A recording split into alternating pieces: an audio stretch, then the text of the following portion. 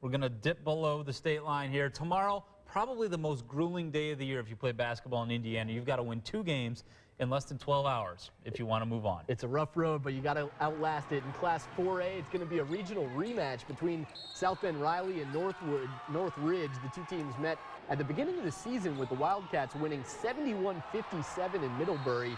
Both teams have kind of hit their stride, though, in March here. Northridge chasing its first ever regional championship, while Riley hasn't won a regional since 2008.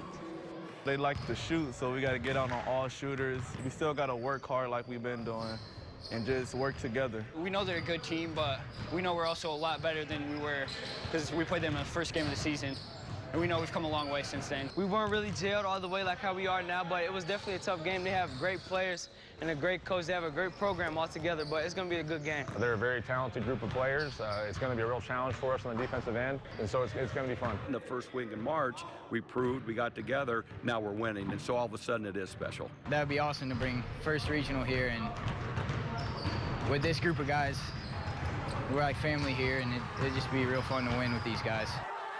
Those two teams had pretty exciting runs through sectionals, to say the least. They'll meet again tomorrow. Yeah, one of them is going to get to continue that. 11 o'clock tomorrow in the Michigan City Regional. At the same time, those two teams are playing in 4A.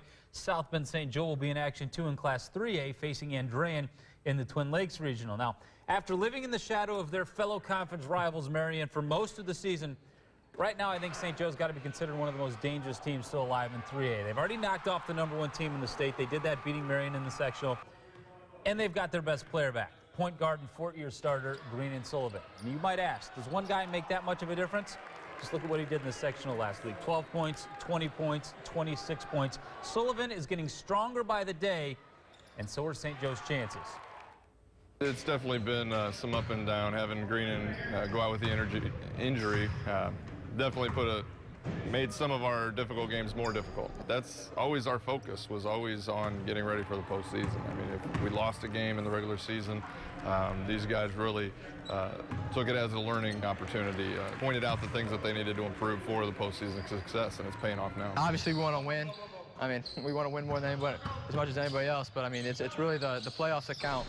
You know, that's what we're here to play, and we continue to go farther.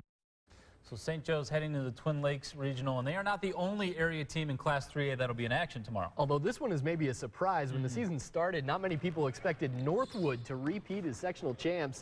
Panthers lost 4 starters from last year's squad, but went out and defended their crown anyway, as Northwood now prepares for their regional contest this Saturday against Columbia City. The Panthers intend to keep proving the doubters wrong.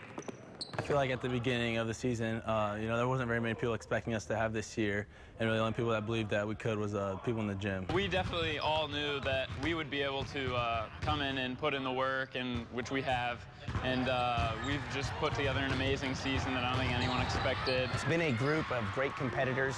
Their teamwork, they've been able to work together very, very well. They're extremely unselfish, and I think you mix that in with some very skilled basketball players, and it might be a recipe for success. Certainly has been so far. Very impressive considering all those losses. No doubt. Northwood's going to play Columbia City in the Blackford Regional tomorrow. We also have teams live in the other 2 classes. In Class 2A, LaVille and Winnemac are going to face off against each other in the North Judson Regional. And in Class A, both Michigan City, Marquette Catholic, and Oregon Davis are going to be facing off on opposite sides of the bracket. We're going to have a busy day tomorrow, but we're going to show them how everyone does back here tomorrow night. It's going to be a fun night. All right.